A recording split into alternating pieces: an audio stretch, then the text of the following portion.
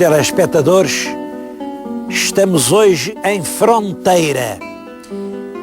O que estão a ver na vossa frente é o largo do município de Fronteira, é o coração da vila.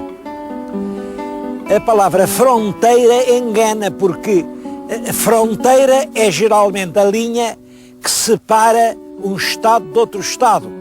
Portugal só tem uma fronteira terrestre, a separação com Espanha.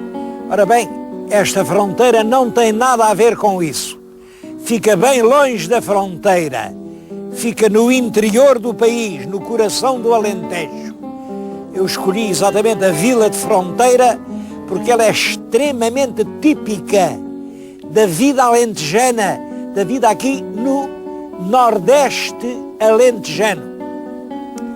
Talvez que essa estranheza da palavra fronteira se possa explicar por este sítio onde estou.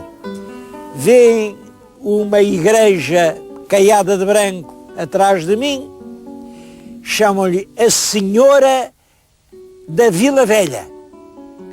Todo este outeiro, é aqui um outeiro grande, redondo, era a Vila Velha. Quando fizeram obras, olhem, obras para pôr este monumento à Senhora da Vila Velha, ao cravarem os alicerces, apareceram dezenas e dezenas de crânios e de ossadas humanas. Era aqui que se enterravam os moradores da Vila Velha. Depois, a lenda, isto é lenda, mas é uma lenda com todos os foros de verdade, El Rei Dom Dinis passou por aqui, pensou em a fortalecer a vila para a fazer crescer e lhe dar segurança, mas viu que deste outeiro tem em frente, é mesmo fronteiro, outro outeiro que é mais alto. Ora, a fortalecer um outeiro baixinho que tem em frente um outeiro mais alto é um erro que o rei não cometia. E então fez uma coisa, fez o castelo além daquele lado, estão a ver o morro mais alto, e aqui ficou uma vila, a Vila Velha. Pouco a pouco foi sendo abandonada. Hoje a única construção que tem é a igreja da Senhora da Vila Velha. Devo dizer que é uma igreja, enfim, ela é muito antiga, a origem disto é século XII ou XIII, mas depois foi transformada no século XV, no século XVII, no século XVIII, e ainda agora lhe fizeram obras, nem sempre felizes. Mesmo assim, com tantos remendos, a igreja é um monumento notável. Ela está hoje na sua versão seiscentista, toda forrada de azulejaria do século XVII, toda pintada, até o teto, não tem um palmo que não esteja pintado. Uma pintura, é claro que não é de primeira ordem, é uma pintura rústica, mas cheia de encanto. A igreja está a precisar de obras muito urgentes, e é claro que não são aqui os meios locais que podem fazer essas obras. Eu deixo aqui um apelo para que acudam rapidamente à igreja da Senhora da Vila Velha, para que acudam e não deixem acabar esta ruína.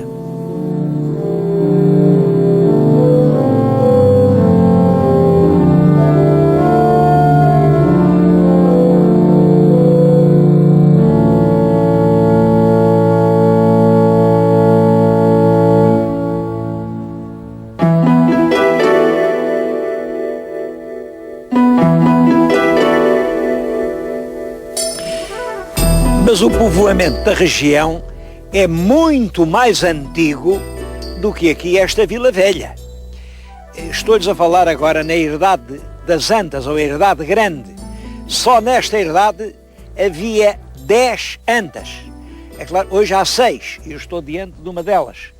A Anta, como sabem, era um monumento funerário, era uma sepultura. É uma coisa que terá 5.000 anos. Bom, e há aqui inúmeras na região, inúmeras. Só no concelho há 23 ainda hoje existentes. Os pontos arqueológicos no concelho são 100 e muitos. Bom, e depois deste povoamento continua a terra a ser ocupada.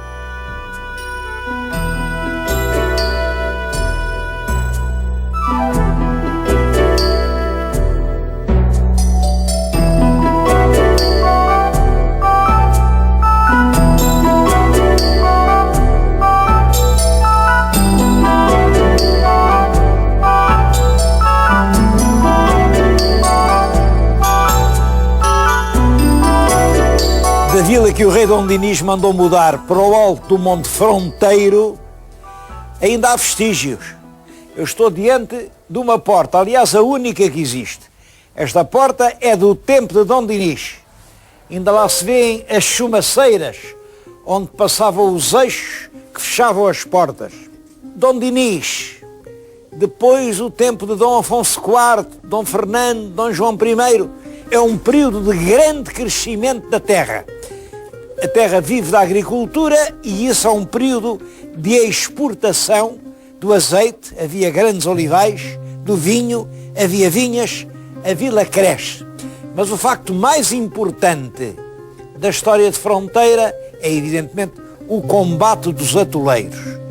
Vamos até lá ver como foi isso do combate.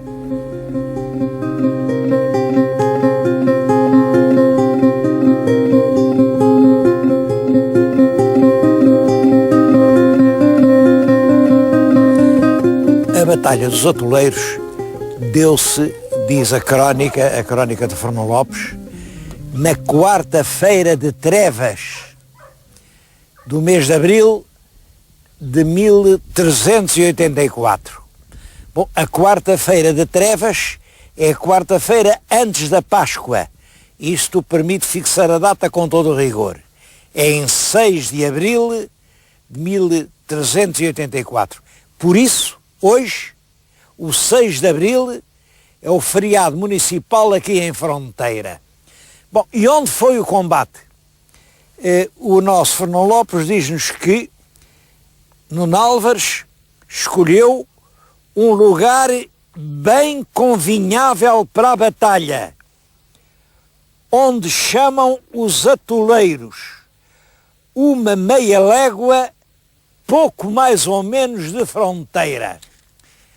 Temos, portanto, era um lugar bem convinhável para a batalha. Ele escolheu estrategicamente o ponto que mais lhe convinha. Num sítio a que chamam os Atoleiros. Está aqui atrás de mim o Monte dos Atoleiros. E veem além o monumento. Foi um monumento moderno, feito há pouco tempo, em honra da batalha, porque se aqui é que é o Monte dos Atoleiros e o Fernão Lopes fala num lugar a que chamou Atoleiros, é porque foi aqui e fizeram o monumento. Eu acho que isso não é certo, não é assim, porque Nuno Álvares escolheu um lugar convinhável. E um lugar convinhável era um lugar onde os poucos que ele tinha, porque ele só trazia 200 homens de armas, portanto, homens a cavalo e bem armados, e mil farroupilhas que ele apanhou aí nos caminhos, 1000 gente armados, uns de fossos, outros de chuços, mas que era a pionagem mal armada, e era com isto que ele contava. O adversário eram as mais escolhidas tropas do sul da Espanha. Vinham com eles o conde de Niebla, com toda a sua gente. Vinha o mestre da Ordem de Alcântara, com todos os cavaleiros da Ordem. Vinha o adiantado mor da Andaluzia, Pedro Gonçalves, que era um grande guerreiro. Vinha o almirante mor de Castela. Vinha o próprio prior do Crato, Dom Pedro Álvares, irmão do Condestável, e que era um grande senhor, prior do Crato, com mais 2 irmãos do Condestável. Eram milhares de homens bem encavalgados. É claro que um lugar conveniente para lhes dar batalha tinha que ser um lugar apertado, onde eles tinham que se apertar para cair sobre os portugueses, mas os portugueses, exatamente porque não podiam ser envolvidos, defendiam-se. Foi isso que aconteceu. Por isso, como este lugar não é convinhável, eu não acredito que fosse aqui. Olha, e mais. Diz que foi a meia légua de fronteira. Nós estamos a 4 quilómetros de fronteira. Se em vez disto formos para além, para aquela garganta, vejam além, aquela garganta onde tudo se estreita, onde um quadrado de homens impede o caminho, aquilo sim, fica a 3 quilómetros. E 3 quilómetros já são meia légua. É claro que isto é uma pura hipótese, eu estou a dizer o que me parece.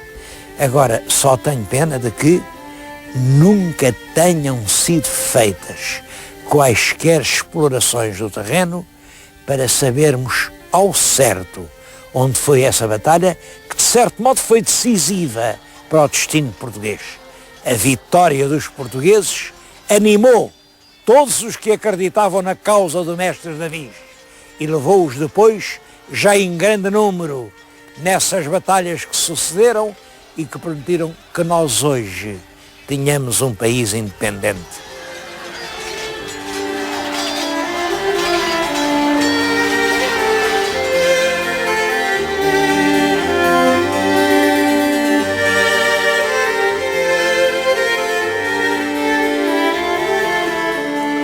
Bom, fora dos atoleiros, há um outro facto importante.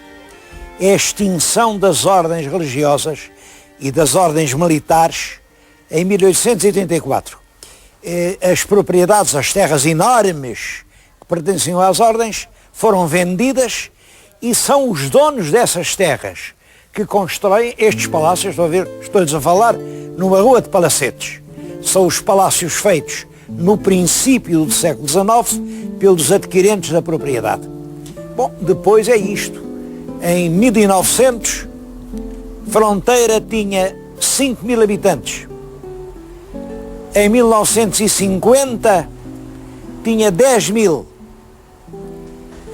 E agora tem 4.700. Parece que realmente a terra está a ser abandonada. É a lei geral das sociedades agrárias e rurais, que não podem concorrer com as civilizações industriais.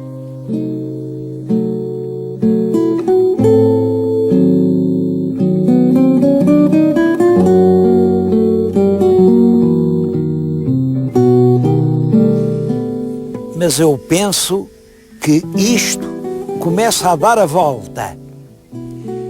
Há meia dúzia de anos pode dizer-se que não existia indústria em Fronteira.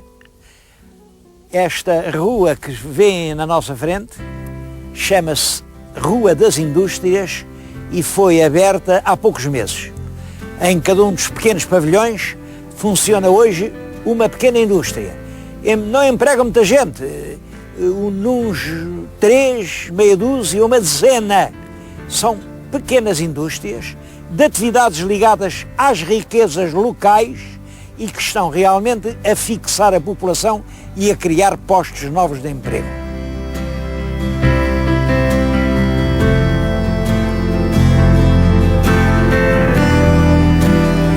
Uma bela imagem do futuro de Fronteira é dada por este casal de jovens. É a Sónia e o João. Estão casados há 2 ou 3 anos. O João já é trineto de um homem que vivia das carnes, tinha um talho. Portanto, isto está-lhe na massa do sangue. Juntaram o que tinham, recorreram ao banco e fizeram uma instalação perfeitamente modular, moderna, para fazer enchidos alentejanos.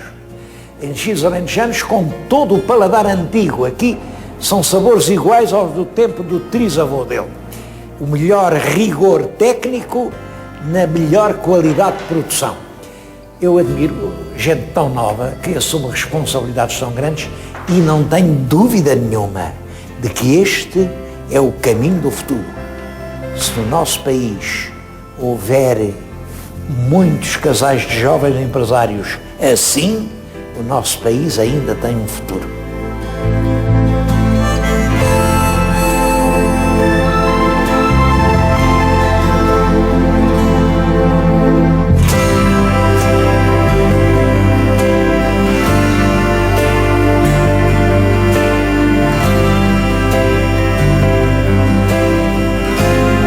Outra coisa que pouca gente conhece é a bolaria de Fronteira. É uma bolaria simples, feita nas padarias. Eu estou diante do mostruário. Isto é o pão de leite. Aqui temos a rosca. Temos aqui as costas. Isto é as costas. É a mesma massa, mas feita de outra maneira.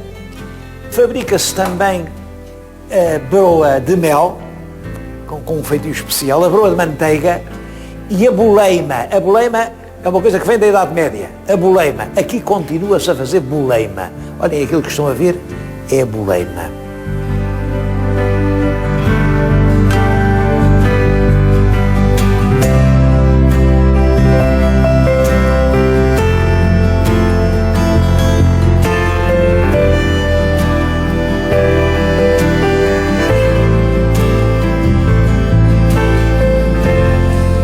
Mas todos sabemos que a grande indústria do futuro não é nem a boleima do padeiro, nem o paio de Fronteira, não, é o turismo.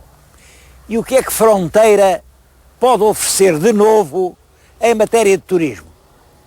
Eu acho que também aí a lição de Fronteira é realmente exemplar.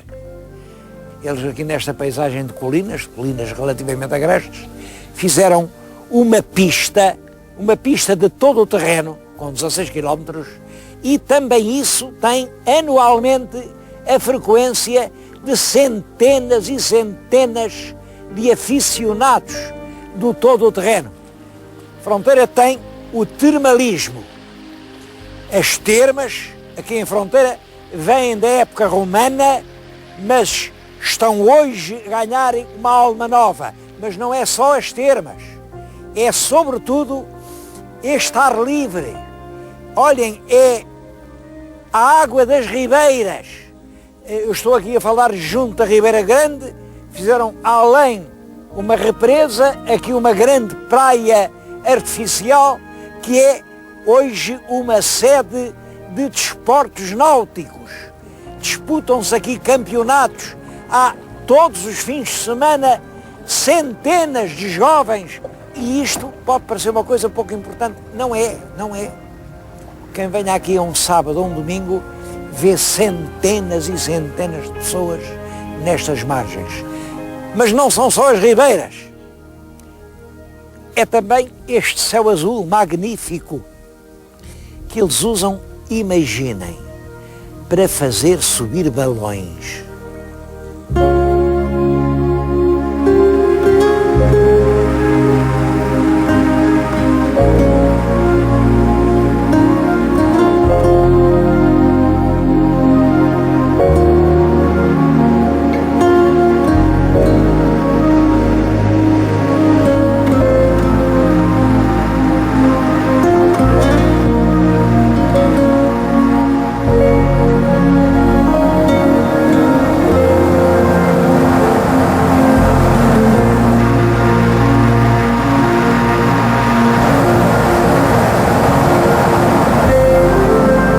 Festivais de balonismo aqui de Fronteira já vêm de há alguns anos, e em novembro, entre 7 e 11 de novembro, chegam a reunir-se aqui mais de 30 balões que vêm de Espanha, de França, da Itália, da Bélgica, até da América.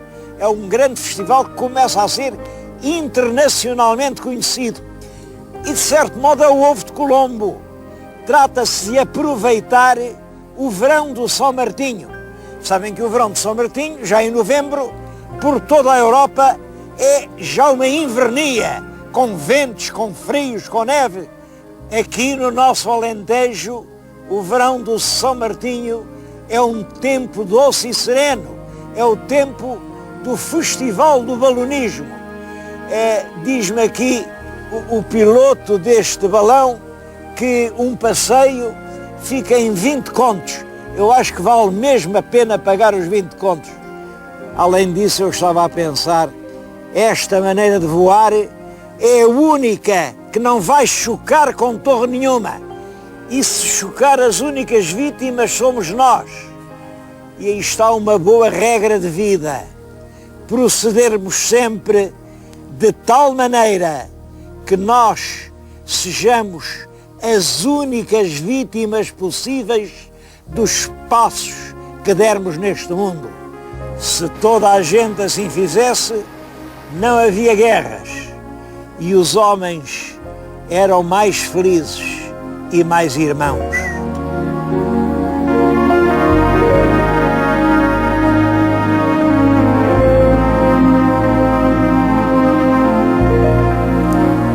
Em todo o Alentejo há um rico artesanato. Um artesanato que vai desde as alfaias da lavoura. Eu estou com uma gadanha. Olhem, uma gadanha que deve ser muito parecida com as armas dos combatentes dos atoleiros. Estou aqui no posto de turismo, um posto de turismo que nesta altura presta homenagem a um jovem, é o Rui Rodrigues, que morreu há poucos meses. Era um jovem de 30 anos, um jovem cheio de talento. Ele era um grande animador cultural, fazia parte do culto de teatro, fazia parte de tudo quando estava a fazer Fronteira a andar para a frente. E fazia cerâmica. Estas peças são do Rui Rodrigues. Eu vou-lhes mostrar aqui um gomil. Reparem como esta peça é realmente uma peça bonita. Foi uma das últimas coisas que ele pintou. Ele tinha uma grande simpatia e comiseração pelos pobres. Bom, e isto ainda é verdade. Ainda há gente que dorme assim nos bancos dos jardins, coberta por jornais. Reparem, o homem que carrega o barril de água, são peças únicas. Ele fazia só uma. Isto não tem reprodução. Acho que tudo isto, o destino disto é um museu. Bom, este rapaz morreu há poucos meses, mas a tradição cerâmica continua aqui em Fronteira e há muita gente agora a trabalhar na cerâmica. Eu acredito no futuro da cerâmica de Fronteira.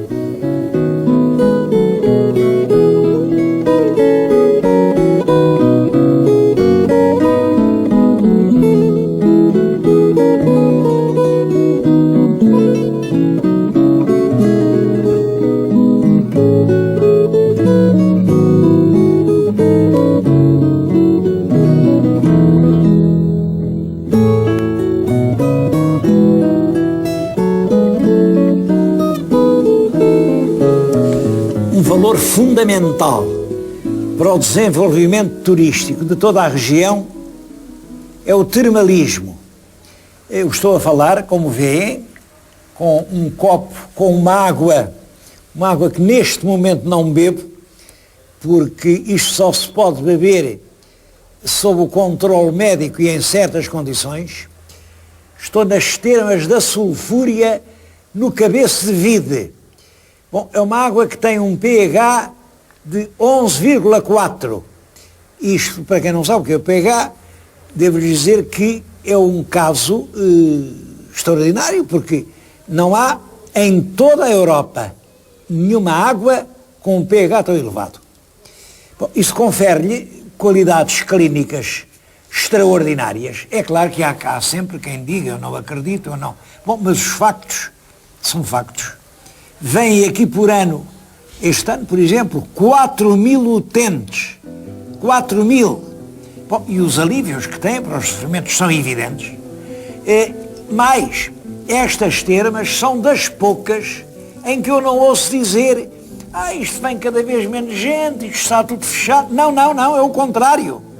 Isto está a crescer de ano para ano.